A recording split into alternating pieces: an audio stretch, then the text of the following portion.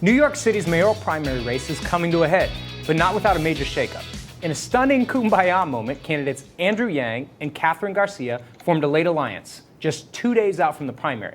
Let's take a look at the announcement here.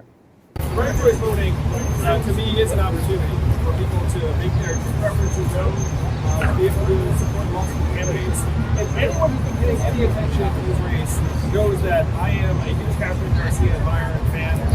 I urge anyone who is supporting me as their first choice, please do have Kathryn Garcia on your ballot.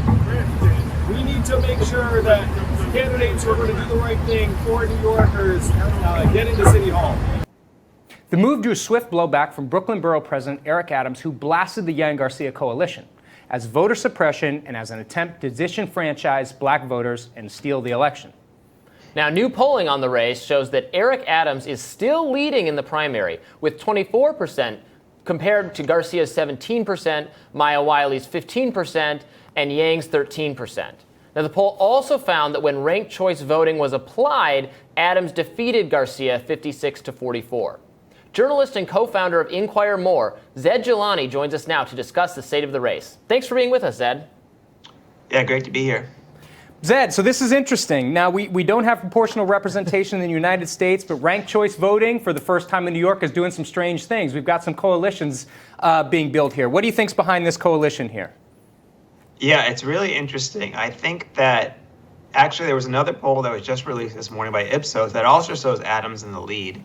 And his first choice lead is actually by 8 points. He's at 28%, and Yang is second at 20%, right?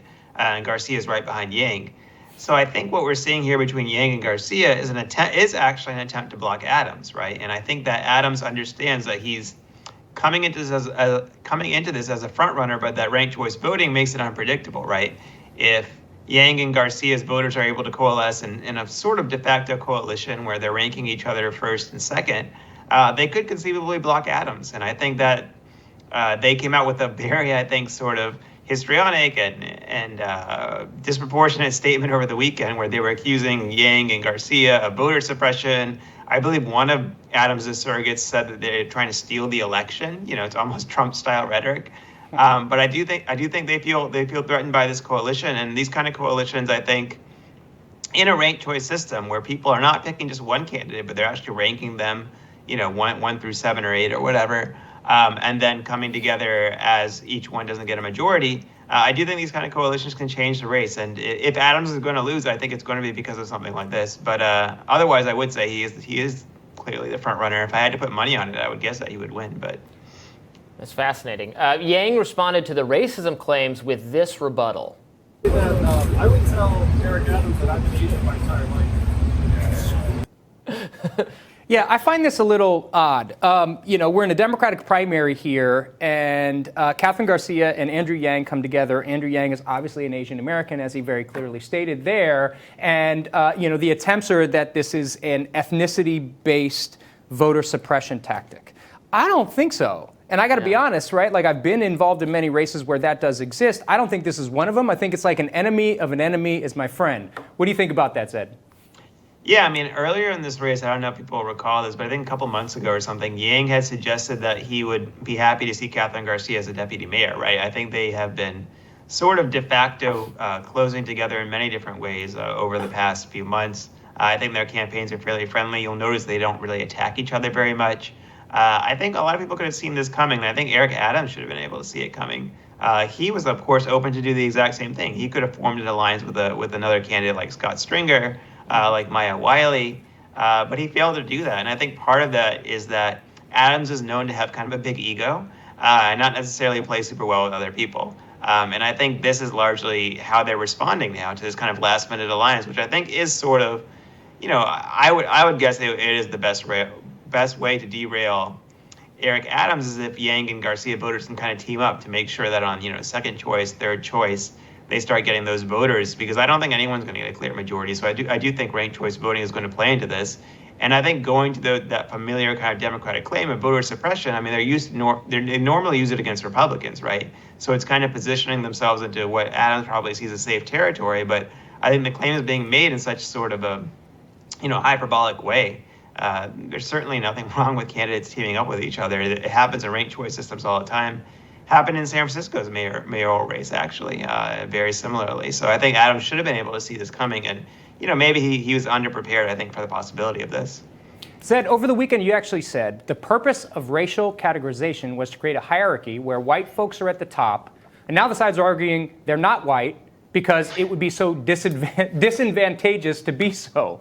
What do you mean by that tweet? Explain that to us. Yeah, it's funny because Adams explicitly said that the purpose of the Yang-Garcia ranked choice voting coalition was to deny, his words, was to deny a person of color, the victory, right? Or he was basically suggesting that, Yang is, as being an Asian person, it does not qualify for this categorization. I mean, I think most people would say, they do, certainly.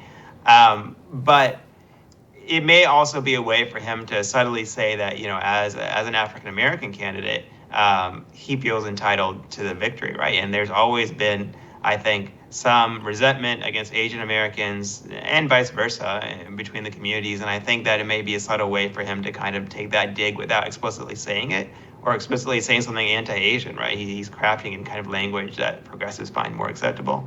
But of course, it's absurd. And of course, Andrew Yang replied instantly, as you all showed in the video clip, that he's been Asian his entire life, right? Certainly nothing has changed over the past week.